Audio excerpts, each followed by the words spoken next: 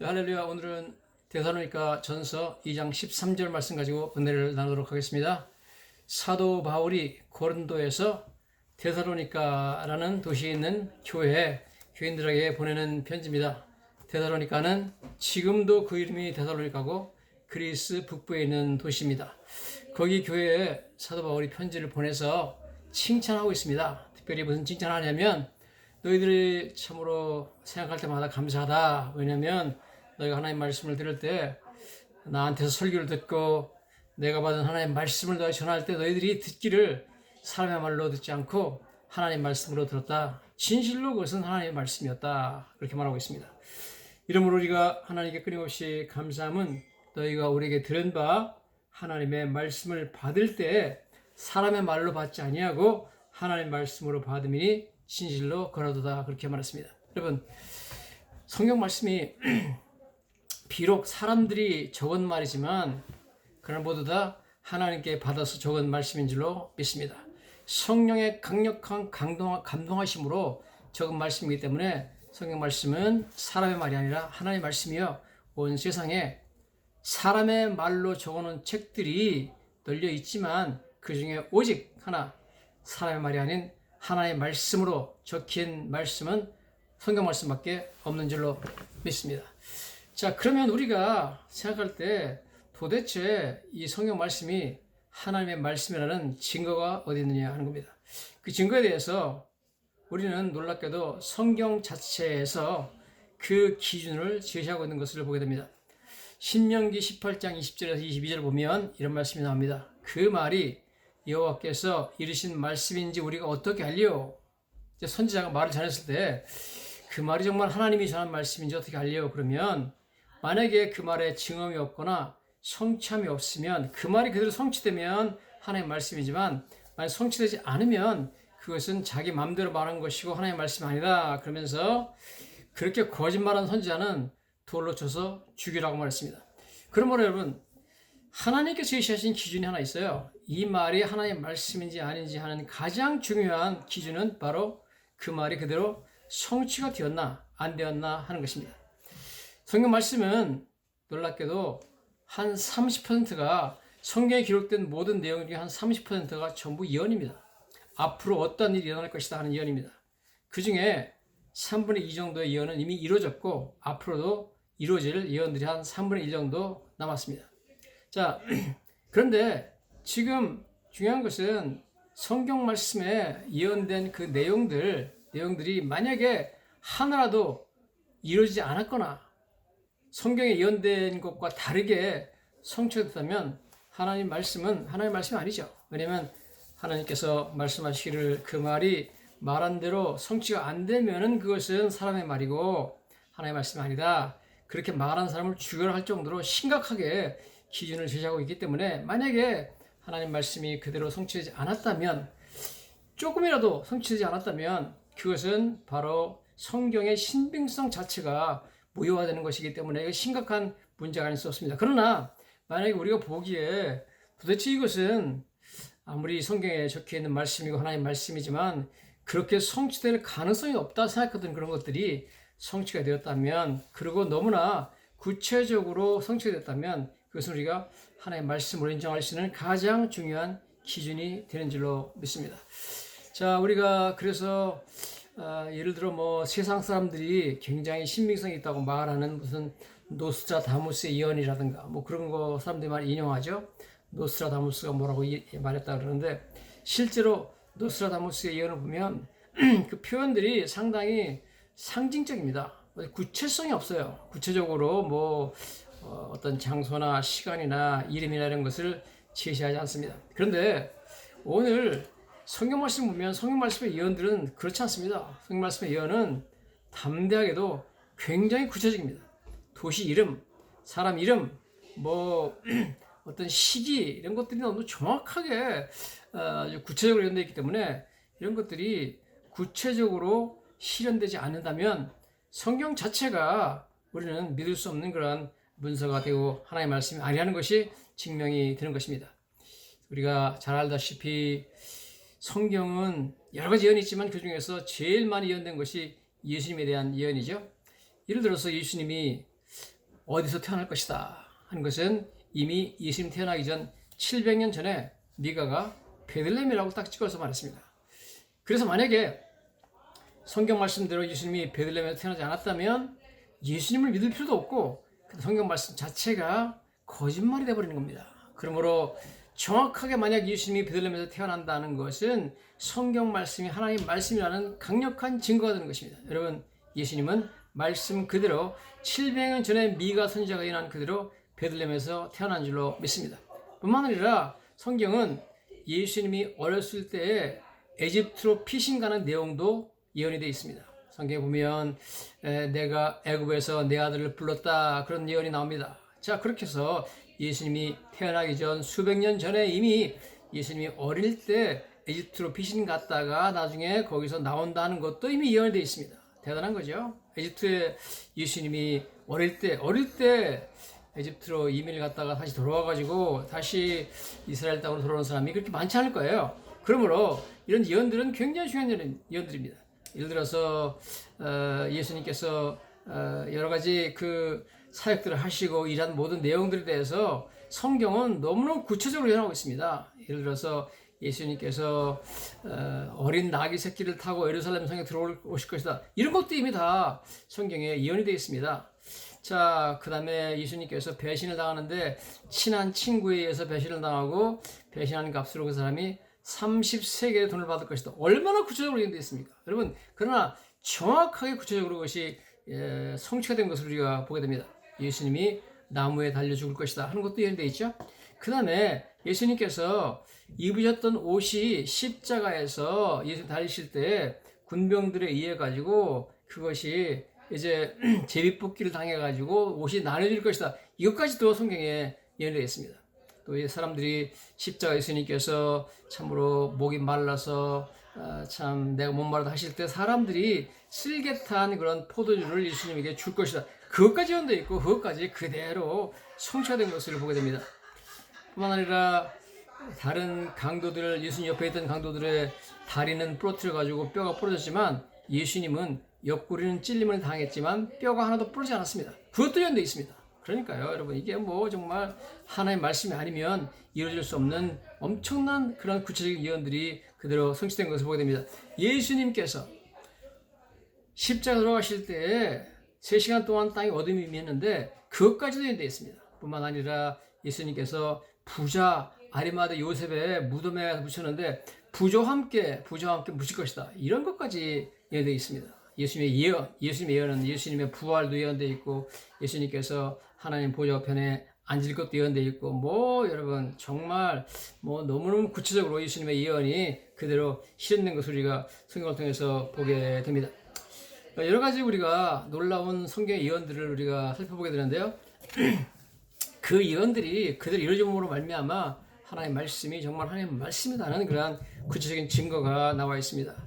예를 들어 우리가 구약 성경에 여리고성이 이렇게 무너지는 내용이 나오죠. 이스라엘 백성들이 에집트에서 나와가지고 가나안 땅으로 진입해서 요단강을 건너서 들어가서 처음 만나는 성이 여리고성인데 엄청나게 난공불락의 요새였다 그렇게 나옵니다. 실제로 거기를 이제 학자들이 발굴해 보니까 여리고성은 간단한 성이 아니었습니다. 밑에 부분은 완전히 엄청나게 큰 돌들로 아주 무거운 돌들로 쌓아놔가지고 도저히 공략할 수 없는 그런 튼튼한 성을 만들어 놓고 그 윗부분은 붉은색 벽돌로 그 위에다 올려놓은 그런 굉장히 높은 성이었고 이 성 자체가 두 겹으로 되어 있습니다. 두 겹으로. 그래서 이게 정말 공략하기가 너무나 어려운 그런 성벽이었다는 것을 학자들이 밝혀내고 있습니다. 자, 그런데 우리가 신기하게 여기는 것은 지금 성경에 보시면 그 정탐꾼들이 들어가서 여리고성을 미리 정탐하죠. 정탐할 때 가보니까 그 여리고성 성벽 위에 집이 있는데 그 집에 라합과 기생 라합과 그 사람들이 살고 있었다 그러죠. 그래서 거기서 기생 라합의 집에서 밧줄을 타고 나중에 정탐꾼들이 이제 나중에 여기 탈출하는 걸 보게 되는데요. 그때 정탐꾼들이 그럽니다. 우리가 이 성을 쳐들어올 텐데 그때 여리고성에 있는 사람을 다 죽일 것이다. 대신 너와 네 가족은 살려줄 테니 너와 네 가족만은 이 성벽 위에 있는 너 집에 다 불러 모아가지고 죽음을 면하게 하라. 그래서 나중에 군인들이 쳐들어왔을 때 여리고성 성벽 위에 있는 라합의 집에 들어가가지고 가족들을 다 끌어내가지고 그 사람들만 살려주는 것을 보게 됩니다. 여러분, 지금 여리고성이 무너졌다 그러는데 그러면 성벽 위에 있던 라합의 집도 무너져 내려야 될 거 아닙니까? 만약에 라합의 집이 안 무너지고 그대로 있다면 성벽 자체가 다 무너진 게 아니라 일부분이 무너지지 않아야 돼요. 그러면 그렇게 됐느냐? 실제로 고고학자들이 1907년부터 시작해가지고 계속 여리고성을 발굴했는데 1950년대에 여리고성을 발굴해 보니까 여리고성이 다 무너진 게 아니라 북쪽 여리고성 부분의 일부분이 안 무너지고 있었습니다. 그래서 학자들이 발굴하면서 올라가 봤더니 정말로 그 성벽 위에 집들이 있습니다. 그러니까 그 중에 하나가 라합의 집이었을 가능성이 있죠. 자, 그 다음에 성경에 보면 또 무슨 얘기가 나오냐면 하나님께서 여호수아 장군한테 말하기를 이 여리고 성은 완전히 정복한 후에 불질러라, 다 태워버려 합니다. 여리고성, 그 다음에 뭐 아이성, 하솔성 이런 것들은 다 불질러라고 하나님께서 말씀을 하고 있습니다. 그러면 여리고성이 불질렀다면, 그리고 그것이 하나님의 말씀이잖아요. 하나님의 말씀이 맞다면 여리고성이 불에 탄 흔적, 증거가 있어야 됩니다. 증거가 있느냐? 증거가 나왔습니다.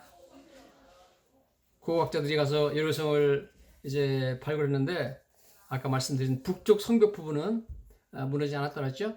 북쪽 성벽 부분에 가봤더니 무너지지 않았어요. 무너지지 않았고 무너지지 않았기 때문에 집에 들어가 봤더니, 성벽 위에 있는 집에 들어가 봤더니 집에 있는데 거기에 곡식을 담은 항아리가 있습니다. 항아리. 근데 그 항아리를 보니까 그 안에 불에 탄 곡식이 가득 들어있다는 겁니다.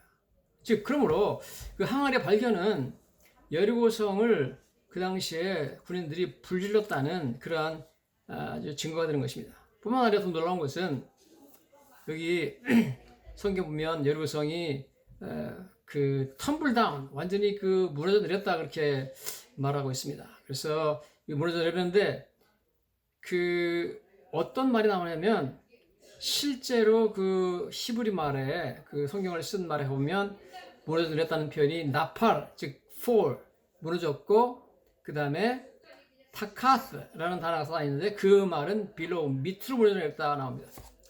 그래서 성벽이 밑으로 무너져 내려야 되는데 실제로 고고학자들 가서 발굴해 봤더니 성벽이 밑에 부분은 제가 말씀드렸듯이 돌로 쌓여 있고 그 위에는 빨간 벽돌도 있는데 돌도 밑에 무너질 뿐 아니라 위에 있는 빨간 벽돌이 완전히 무너져 내려가지고 말하자면 그냥 그게 완전히 무너져 내리는 바람에 이렇게 둔덕처럼 언덕이 만들어져 가지고 이스라엘 군인들이 자연스럽게 그것을 타고 올라가 가지고 여리고성을 공격할 수 있는 아주 그런 모습으로 그대로 성경 말씀대로 되어 있다는 겁니다.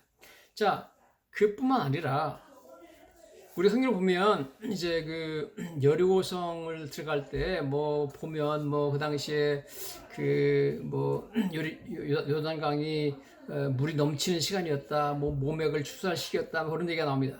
즉 그 당시에 그 여리고성 들어가는 그 시기가 그 당시에 봄이었습니다. 봄이 그 사람들 그때가 그러한 추수하는 기간이거든요. 즉 그 이스라엘 백성들이 여리고성을 침략했을 때에는 바로 추수가 끝난 지 얼마 안 되는 그런 때였다는 거죠. 그래서 실제로 이제 여리고성에 들어가가지고 그 북쪽 성벽의 부분에 집에 들어가서 그 불탄 항아리 속에 들어있는 타버린 곡식 알들을 조사해 보니까 추수한 지 얼마 안 되는 봄에 거둬들인 곡식이었다는 겁니다. 여러분, 이게 도대체 얼마나 성경이 기가 막히게 참 역사적으로 정확한 기술을 하고 있는가 하는 것을 우리가 보지 않을 수가 없습니다. 여러분, 그래서 학자들이 말합니다. 세상에 어떠한 기록들도, 어떤 역사책의 어떤 역사 기록도 성경만큼 이렇게 정확하고 그 다음에 신빙성 있는 기록은 없다 하는 것이 고고학자들의 기록이다 하는 것입니다. 자, 이렇게 참 놀라운 이야기들을 성경이 적어놓고 있기 때문에 우리가 성경을 볼 때, 이야, 사람들이 아니 어떻게 뭐 여리고성이 무너지느냐, 정말 여리고성이 정말 무너졌을까, 사람이 손도 안 대고. 자, 그 다음에 이제 무슨 내용이 여리고성에 나오냐면, 만약에 여리고성을 그 이스라엘 군대가 포위해가지고 몇 달 동안 예를 들어 포위했다. 그래서 여리고성 사람들이 바깥에 나오지 못하게 했다. 예를 들어서 그 기간이 장기간이었다면 거기 성벽 안에 곡식이 남아있지는 않을 거예요. 왜냐면 배가 고파가지고 다 먹어버리니까.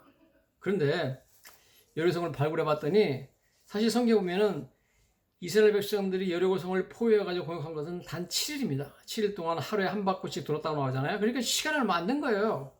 여리고성 자체를 포위 공격한 것이 일주일밖에 안 됩니다.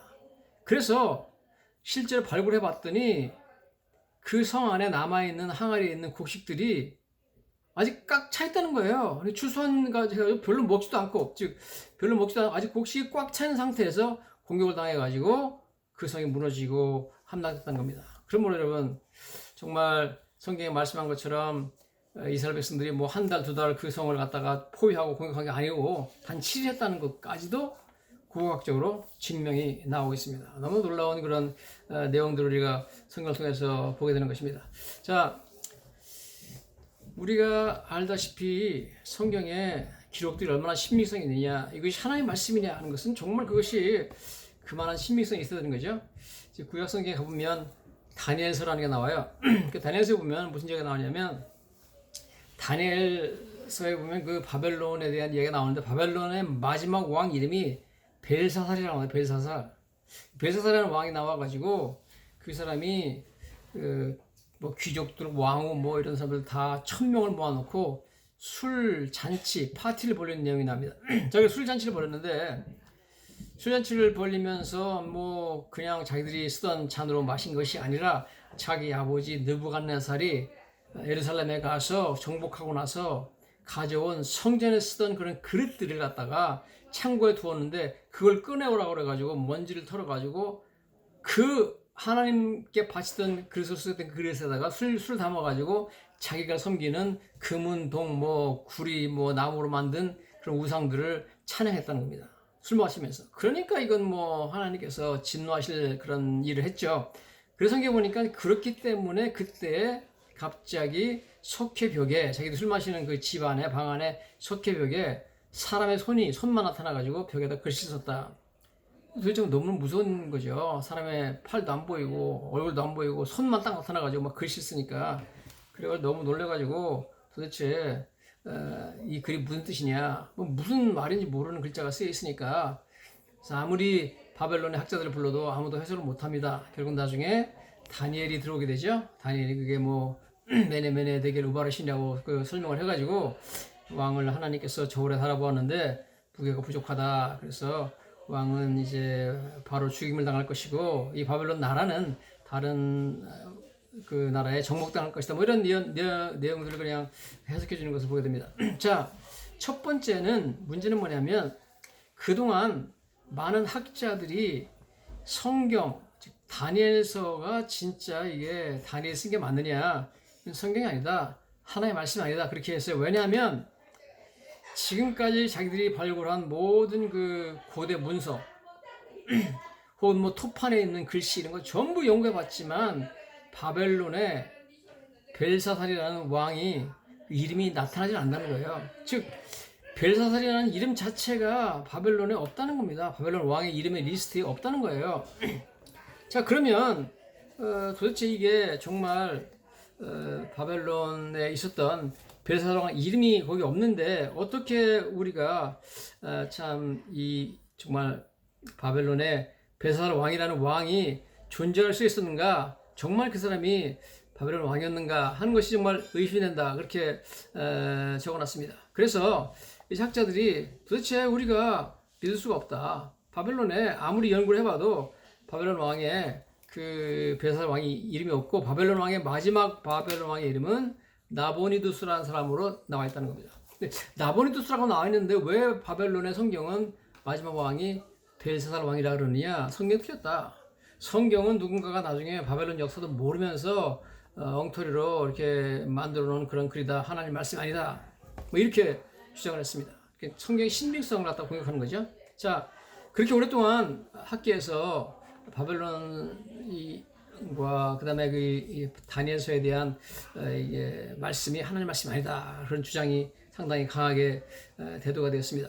그러고 있는 중에 1854년에 바벨론 지역을 발굴하던 학자, 고고학자들이 원통형으로 생긴 실린더라는데 갈대아 우르 지역, 아브라함이 원래 살던 지역이죠. 갈대아 우르 지역에서 1854년에 4개의 원통으로 진흙으로 만든 원통형 토기를 발굴했습니다. 근데 그 4개의 토기를 보니까 그 토기가 그냥 만들어진 토기 위에다가 그냥 처음 글씨를 적어놨어요. 글씨에 역사를 적어놨습니다. 역사 적어놨는데 그 역사서를 보니까 놀라운 발견이 나오는데 뭐라고 적혔냐면 나보니디우스 왕. 그 나보니디우스 왕은 역사가들이 바벨론 유적에서 많이 나온 이름이거든요. 바벨론의 마지막 왕으로. 근데 이렇게 써놨습니다. 나보니디우스 왕은 우리가 섬기는 달신, 문가 달신에게 내 아들, 내 맏아들 벨사살과 함께 뭐를 기도한다, 이런 말이 나옵니다. 즉 자기의 맏아들의 이름이 벨사살이라고 하는 기록이 나옵니다. 또 거기를 읽어보니까 무슨 내용이 나면 나보니디우스 왕이 어디 외국으로 여행을 가야 되는데, 멀리 여행을 가야 되는데 여행 가는 동안에 내 맏아들 벨사살한테 통치를 위임한다, 이렇게 나왔습니다. 자, 그러므로 나중에 고고학 발견해 보니까 벨사살이라는 사람이 정말 있었고, 그 다음에 벨사살 이름도 나오고, 그 다음에 벨사살이 마지막 왕이었던 바벨론의 나보니디우스 왕의 맏아들이라는 것도 나오고, 그 사람한테 일정 기간 동안 통치를 위임했다는 게 나옵니다. 자, 그러므로 성경이 맞다는 것이 증명이 되는 거죠. 여러분, 성경은 하나님의 말씀입니다. 성경에는 그렇게 엉터리로 적어놓은, 인간의 생각을 적어놓은 말이 아닙니다. 성경은 말씀 그대로 이루어진 말씀이죠. 자, 그런데 성경 보면 상당히 흥미로운 내용이 나옵니다. 왜냐면 이 벨사살 왕이 이제 그 벽에 손가락에 나타나서 쓴 글씨를 보고 이걸 누가 좀 해석하라 그러죠. 아무도 없어요. 그때 이렇게 말하면 누구든지 이걸 해석할 수 있다면 내가 그 사람을 이 나라의 3번째 통치자로 만들 것이다. 즉 자기가 만약 왕이라면 그 사람한테 2번째 통치자로 삼아야 되는데 왜 3번째 통치자로 삼느냐, 그것이 학자들의 의문사항이었습니다. 자, 그래서 이제 아까 말씀드렸듯이 이렇게 원통형으로 된 진흙으로 만든 그 원통이 발견돼서 보니까 이해가 되는 거예요. 왜냐면 자기 자신이, 벨사살 왕이 아버지가 나보니디우스 왕이 있으니까 자기가 아버지가 1인자, 자기는 2인자, 자기가 줄 수 있는 최고의 권자가 3인자밖에 안 되는 겁니다. 그래서 성경 보면 누구든지 이 손가락으로 쓴 글을 해석하면 그 사람을 내가 이 나라의 3째 통치를 삼을 것이다, 그렇게 성경이 말씀하고 있는 것으로 보게 됩니다. 야, 그런 비밀들이, 그런 놀라운 그 예언들이 다 나중에 해석이 되고 이해가 되고 하는 것을 우리가 성경을 통해서 보게 됩니다. 그러므로 이 성경 말씀은 참 놀라운 말씀이죠.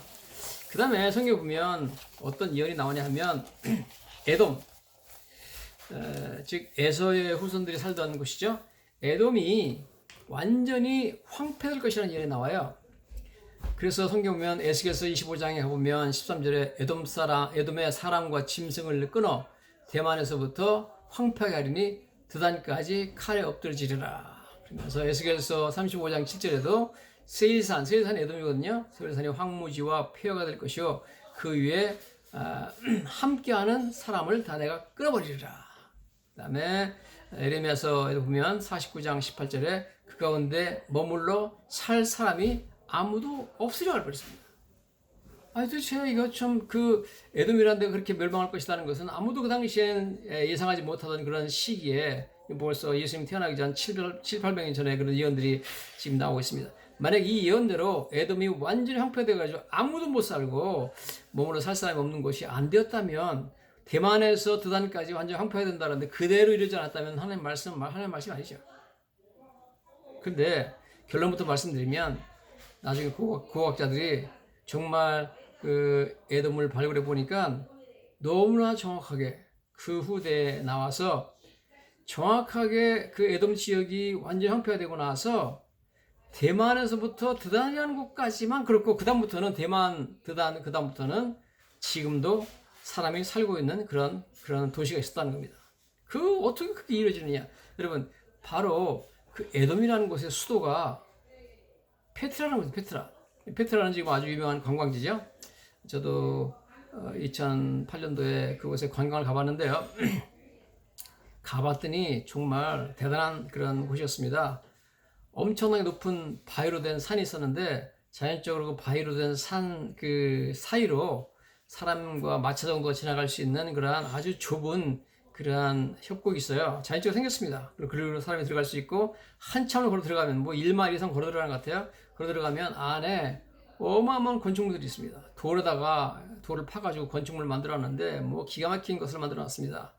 사람이 살던 흔적도 많이 있고 그 다음에 그 안에 들어가 보니까 심지어 그 안에 바위산 안에 그 당시에 원형 경기장 있어가지고 가서 앉아보니까 지금도 무슨 경기나 뭐 공연을 하면 앉아가지고 볼 수 있을 정도의 그런 지금까지 아주 완전 멀쩡하게 이렇게 그 앉을 수 있는 그런 돌로 다 그냥 만들어 놨어요. 그러니까 이게 뭐 수천 년 전에 만들어 놓은 거라고 믿을 수 없을 정도로 이렇게 잘 만들어 놓은 도시가 있었는데 지금은 뭐 완전히 사람도 없고 아무도 없는 그런 황폐한 도시가 됐습니다. 성경에서 말씀한 그대로 아무도 거주하지 않는 그런 땅이 되었죠. 근데 도대체 왜 이 땅이 이렇게 됐느냐? 성경 말씀은 물론 에돔에 대한 심판이죠. 에돔은 에서의 자손으로서 대대로 이스라엘 백성들을 참 못살게 굴었던 그런 나라였기 때문에 하나님께서 심판하여 가지고 완전히 멸망시키리라 그런 말씀을 해놨습니다. 그런데 역사를 보면 사실은 그 에돔 지역, 그 페트라 지역에 사람들이 BC 7000년, 예수님 오기 전 7000년부터 살았다는 기록이 나오고요. 예수님 오기 전에 한 200~300년 전에는 굉장히 번성한 도시였습니다. 그래서 BC 400년경에 나바티안이라는 그 종족들이 살았다고 나오는데 에돔 자손이죠. 에돔 자손들이 살았는데 거기서 수도를 페트라로 정해가지고 거기 살았고 AD 1세기경 예수님이 오신 후에도 한 100년 동안은 거기 굉장히 사람들이 많이 살아가지고 한때 사람이 제일 많이 있을 때는 한 2만 명에서 3만 명 정도 사람이 살았다니까 그건 굉장히 큰 도시였습니다. 그런데 놀랍게도 여러분 이 도시가 한 AD 한 400년까지 전속을 하다가 완전히 거기가 황폐됐습니다. 사람이 다 떠났습니다. 그리고 근 1400년 동안을 아예 잊혀진 도시가 됐습니다. 고스트타운, 정말 유령의 도시가 돼가지고 아무도 사람이 살지 않은 그런 황폐한 땅이 됐는데 1812년에 탐험가가 처음으로 발견을 해가지고 이제 유럽에 소개를 했습니다. 자, 그래서 그게 이런 엄청난 참 도시가 있었다는 것이 세상에 알려지게 되었고 지금은 뭐 유명한 관광지가 되었습니다만은 참 너무 더럽다 하는 것을 우리가 생각하지 않을 수가 없습니다. 도대체 이 도시가 왜 이렇게 황폐하게 됐느냐? 나중에 역사를 연구해본 사람들이 역사를 연구해보니까 여기 나바티안이라는 종족이 원래는 거기서 번성하게 된 이유가 거기를 말하자면 대상들이 지나가는 길목이 있기 때문에 굉장히 중요한 무역로였고 거기서 동서양의 무역을 거기서 담당하고 그럴 만한 그런 위치죠. 요르단 남쪽이니까. 그래서 돈도 많이 벌었고 그래서 굉장히 융성한 도시였었는데 나중에 이제 해상 무역로가 뚫렸습니다. 그래가지고 더 이상 그것이 이제 육로로서 그 대상들을 하던 그런 시대가 지나가 버려가지고 해상 무역로가 뚫리는 바람에 거기가 이제 필요가 없는 도시가 되어버렸습니다. 그래서 황폐하게 돼가지고 성경 말씀에 있는 그대로 지금 아무도 구하지 않는 들짐승만 왔다 갔다 하는 그러한 도시가 되었다. 그러한 페트라, 뭐 그런 세계 7대 불가사의 중에 하나이지만 그런 도시가 됐습니다. 이 모든 것들은 하나님께서 예언하신 그대로 이루어졌습니다. 여러분, 하나님 말씀대로 이 번성하던 도시가 완전히 정말 폐허가 된다는 거, 이것은 하나님 말씀대로 그대로 이루어지지 않으면 여러분 만약 그대로 이루어졌다면 이것이 하나님의 말씀이라는 가장 중요한 증거가 되지 않겠습니까? 그대로 이루어졌어요. 믿을 수 없는 그런 예언들이 놀랍게도 이루어지는 것을 우리가 성경을 통해서 보게 됩니다. 또 하나 우리가 성경 보면 성경은 누누이 바벨론이라는 도시에 대해서 하나님께서 심판을 명령하고 있습니다. 바벨론은 우리가 알다시피 예루살렘을 쳐들어와 가지고 수많은 사람들을 죽이고 그 다음에 뭐 참 나쁜 짓을 많이 했죠. 그래서 하나님께서 바벨론에 대해서 이러한 심판을 예언합니다. 그러면서 하나님께서 여러 번 바벨론에 대해서 그 말씀을 하는데 뭐 굉장한 예언들이 많이 쏟아져 나와요. 그래서 예를 들어 이사야서 13장 19절에 보면 사람이 내게서 진모퉁이 돌이나 기초돌을 위해서 취하지 않을 것이요 영원히 황무지가 돼요. 영원히 황무지가 된다, 바벨론이.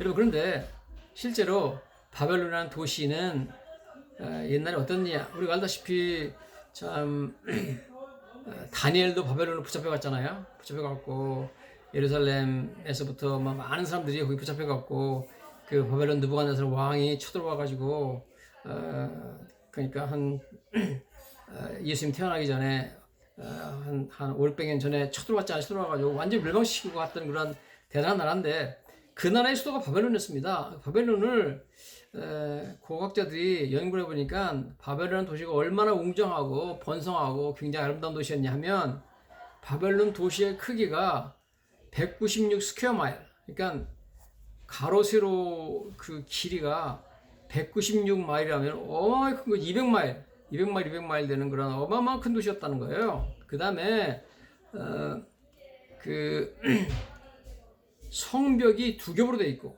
두 겹. 다른 나라 쳐들어올 수 없는 그런 난공불락의 요새였다는 거죠. 그다음에 성벽 앞으로 물길을 만들어 놔가지고 한 30피트 정도 되는 물길을 만들어 놔가지고 갖다가 영어로 모트라고 그러고 한국말로 해저라고 하는데요. 적군이 쉽게 쳐들어오지 못하도록 그렇게 만들어 놓은 대단히 잘 그렇게 건축된 그런 도시였다는 겁니다. 그 다음에 성벽이, 바벨론이라는 성의 성벽이 얼마나 높았냐면 300피트입니다. 와, 여러분, 300피트면 어마어마한 거죠. 하늘에 닿는 그런 높이입니다. 그 다음에 성벽 얼마나 넓었냐면, 여러분 이게 상상이 안 되지만 두 겹으로 된 성벽이 얼마나 넓었냐면 사람이 끄는 마차 8대가 한꺼번에 통과할 수 있을 정도의 그런 어마어마한 넓이를 가진 어마어마한 성벽이었습니다. 도대체 뭐 난공불락의 요새죠. 그 다음에 보통 성벽을 공격할 때 뭐 성벽이 잘 안 되면 성문을 부수는데 성문을 부수지 못하도록 성문도 전부 다 노쇠로 만들어 버렸답니다.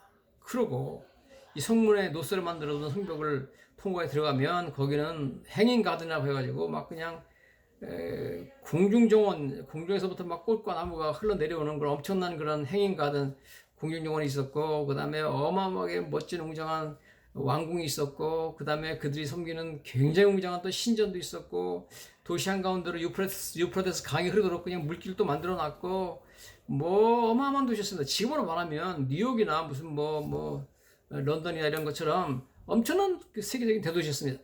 그런데 그 당시에 이런 엄청나게 번성하는 도시에 대해서 성경은 여기가 영원히 황무지가 될 것이다. 이사야서 13장 19절에 보면 바벨론이 하나님께 멸망당한 소돔과 고모라 같이 될 것이고 그곳에 거주하는 사람이 없을 것이다 했습니다. 와, 그러니까 그 당시로서는 이게 예언이 상상이 안 되는 예언이죠. 이사야 같은 사람은 예수님 태어나기 전에 700년 전에 예언했는데, 아니 이렇게 지금 번성하는 도시